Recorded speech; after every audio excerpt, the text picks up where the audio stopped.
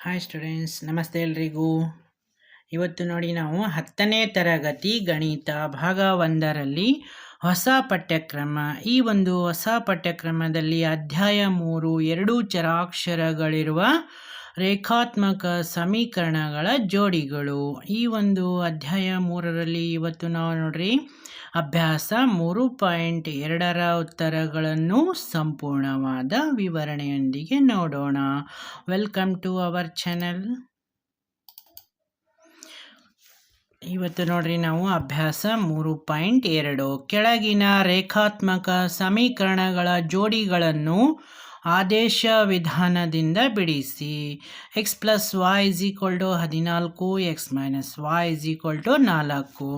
Then ಎರಡನೇದು ನೋಡ್ರಿ s - t = 3, s/3 + t/2 = 6. Next ಮೂರನೇದು ನೋಡ್ರಿ 3x - y = 3, 9x - 3y = 9. ನಾಲ್ಕನೇದು 0.2x + 0.3y = 1.3. ನೆಕ್ಸ್ಟು ಎರಡನೇ ಸಮೀಕರಣ 0.4x + 0.5y = 2.3. ನೆಕ್ಸ್ಟ್ ಐದನೇ ಸಮೀಕರಣ ನೋಡ್ರಿ √2x + √3y = 0, √3x - √8y = 0.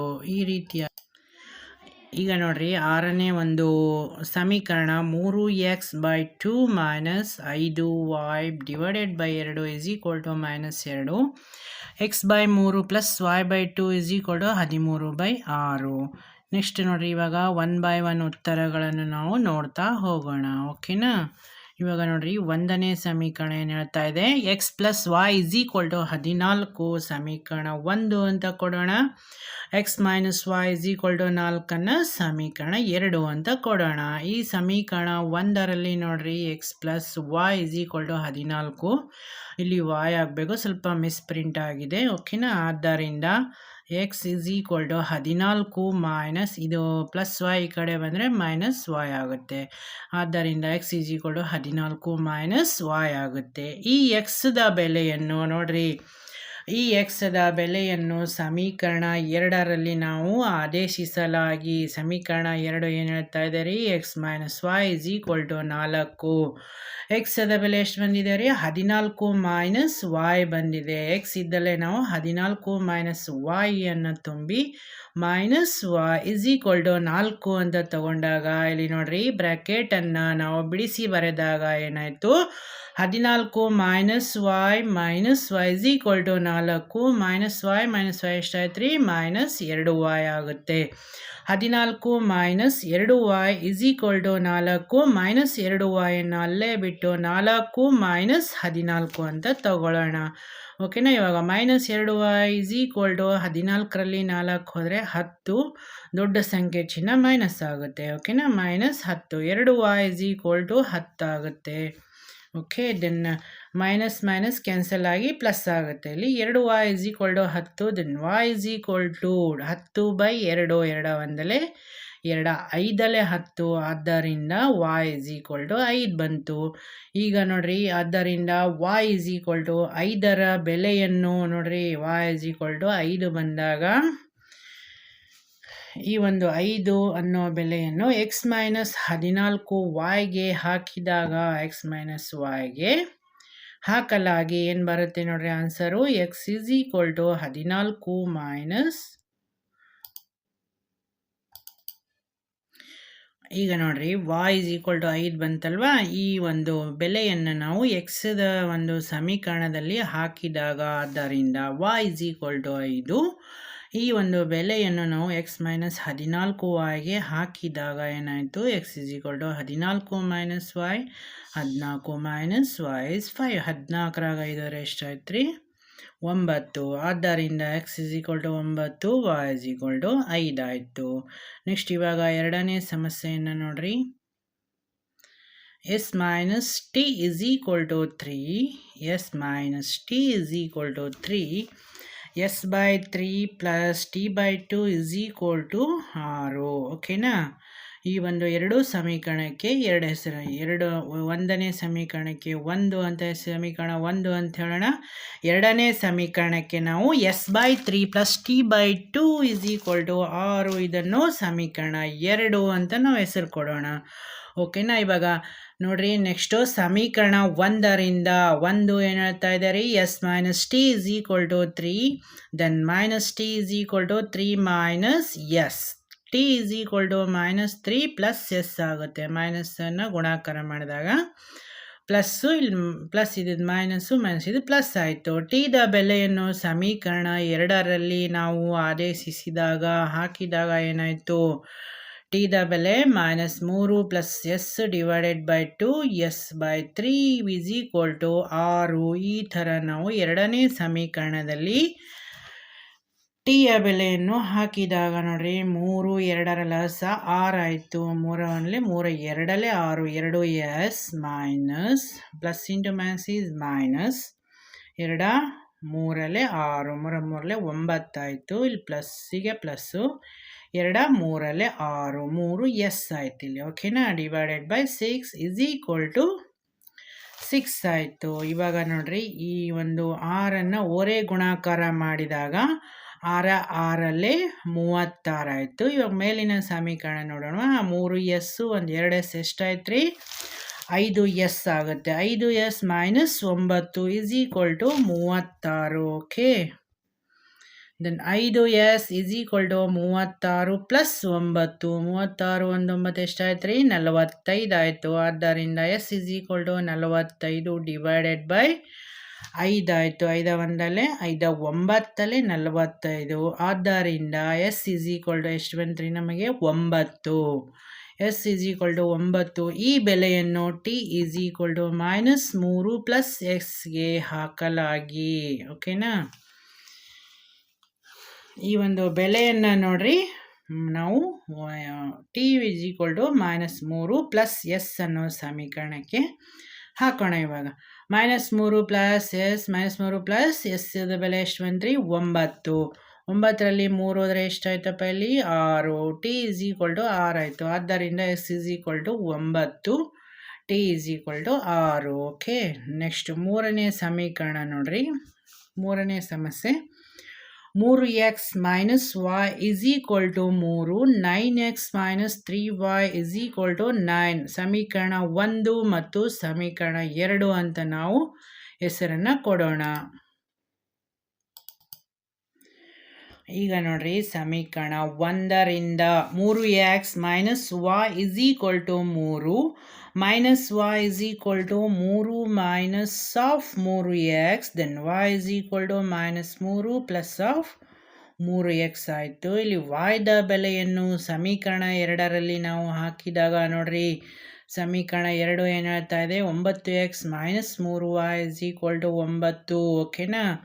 9x - 3y = 9. Next 9x - 3, next y the ಬೆಲೆ ಎಷ್ಟು ಬಂತು ರೀ, -3 + 3x. ಓಕೆನಾ.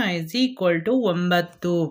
9x + 3 3 9, minus into minus is plus, 3 3 9, plus into minus is minus, 3 3 9x = 9.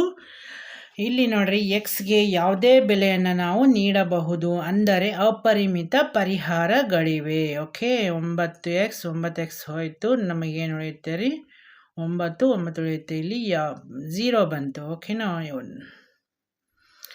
y = ನೋಡ್ರಿ, 3x - 3 ಅಂದರೆ y = 3x - 3 ಎಂದರೆ x 0 ಆದರೆ y ಬೆಲೆ ಎಷ್ಟು ಬರುತ್ತೆ ರೀ, -3 ಬರುತ್ತೆ.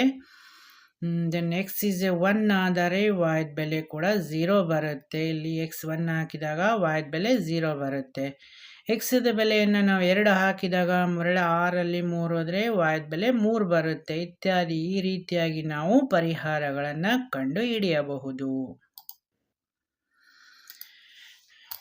ನೆಕ್ಸ್ಟ್ ನೋಡ್ರಿ, 4ನೇ ಸಮೀಕರಣ ಏನು ಹೇಳ್ತಾ ಇದೆ, 0.2x plus 0.3y is equal to 1.3. ಇದನ್ನು ನಾವು ಸಮೀಕರಣ 1 ಅಂತ ತಗೊಂಡು next 0.4x plus 0.5y is equal to 2.3 ನಾವು ಸಮೀಕರಣ 2 ಅಂತ ತಗೊಳ್ಳೋಣ. ಈಗ ನೋಡ್ರಿ ಸಮೀಕರಣ 1ರಿಂದ ಸಮೀಕರಣ 1 ಏನು ಹೇಳ್ತಾ ಇದೆ ರೀ, 0.2x plus 0.3y is equal to 1.3. 0.2x is equal to 1.3, ಇದು ಪ್ಲಸ್ 0.3y ಈ ಕಡೆ ಬಂದರೆ ಏನಾಯಿತು ಮೈನಸ್ 0.3y ಆಗುತ್ತೆ. ಎಕ್ಸ್ ಅನ್ನು ಅಲ್ಲೇ ಬಿಟ್ಟು ನೋಡ್ರಿ ನಾವು 1.3 ಮೈನಸ್ 0.3y ಡಿವೈಡೆಡ್ ಬೈ 0.2 ಅಂತ ತಗೊಳ್ಳೋಣ. ಓಕೆನಾ. ನೆಕ್ಸ್ಟ್ ಎಕ್ಸ್ದ ಬೆಲೆಯನ್ನು ನಾವು ಸಮೀಕರಣ 2ರಲ್ಲಿ ಹಾಕಿದಾಗ ಎಕ್ಸ್ದ ಬೆಲೆಯನ್ನು ಸಮೀಕರಣ 2ರಲ್ಲಿ ಹಾಕಿದಾಗ ಏನಾಗುತ್ತೆ ಇವಾಗ ನೋಡ್ರಿ, 0.4x plus 0.5y is equal to 2.3.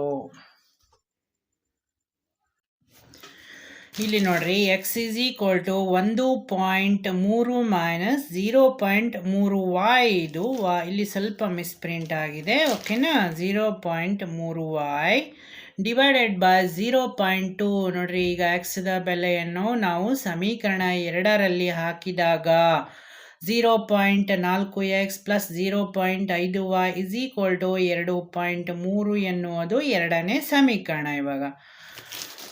ಓಕೆನಾ. ಇವಾಗ 0.4 ಎಕ್ಸ್ದ ಬೆಲೆ ಏನಿದೆ ರೀ 1.3 ಮೈನಸ್ 0.3y, ಇದು 7 ಎಲ್ಲ y divided by 0.2 plus 0.5y is equal to 2.3.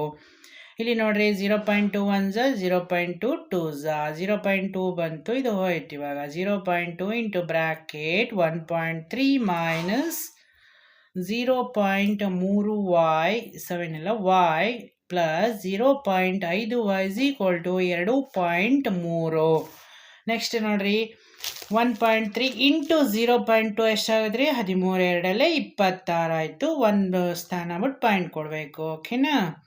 Next minus 2 3 6 0.6y plus 0.5y is equal to 2.3. Next ಏನಾಯ್ತು ನೋಡ್ರಿ 2.6 ಮೈನಸ್ 6ರಲ್ಲಿ 5 ಹೋದರೆ minus 0.1y is equal to 2.3 ಆಗುತ್ತೆ. ನೆಕ್ಸ್ಟ್ ನೋಡ್ರಿ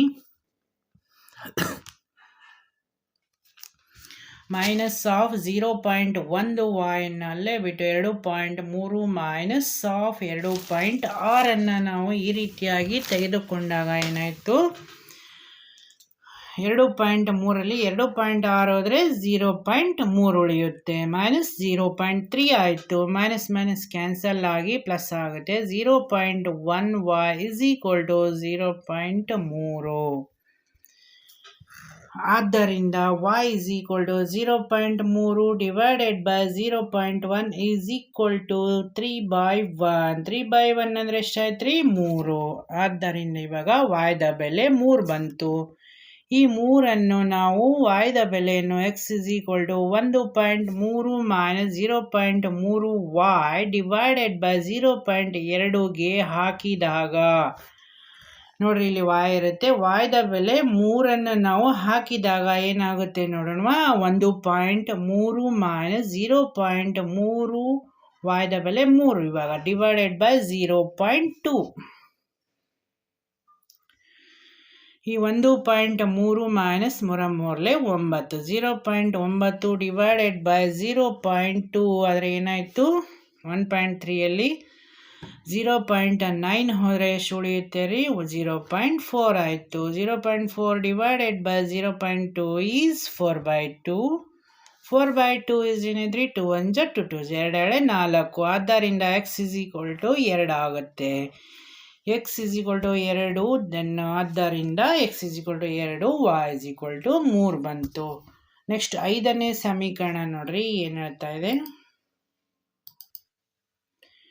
ಐದನೇ ಸಮೀಕರಣವನ್ನು ನೋಡಿದಾಗ ಏನಾಯಿತು, √2x ಪ್ಲಸ್ √3y = 0. ಇದು ಸಮೀಕರಣ 1. ಮತ್ತು √3x ಮೈನಸ್ √8y = 0 ಅನ್ನೋದು ಸಮೀಕರಣ 2. ಓಕೆನಾ. ಈಗ ನೋಡ್ರಿ, ಸಮೀಕರಣ 1ರಿಂದ √2x plus √3y = 0. √2x plus √3y ಈ ಕಡೆ ಬಂದಾಗ ಏನಾಯಿತು, minus √3y. x √3 divided by √2 into y ಆಗುತ್ತೆ. ಇಲ್ಲಿ ನೋಡ್ರಿ, ಎಕ್ಸ್ದ ಬೆಲೆಯನ್ನು ಸಮೀಕರಣ 2ರಲ್ಲಿ ಹಾಕಿದಾಗ √3x minus √8y = 0. √3 into √3 divided by √2 into y ಹಾಕಿದಾಗ ಮೈನಸ್ 8 √8y = 0. ಇವಾಗ ನೋಡ್ರಿ, minus 3 √3 into √3 is 3 minus 3 divided by √2 into y minus √8y = 0. Next ನೋಡ್ರಿ, minus 3 divided by √2 y minus 2 √2.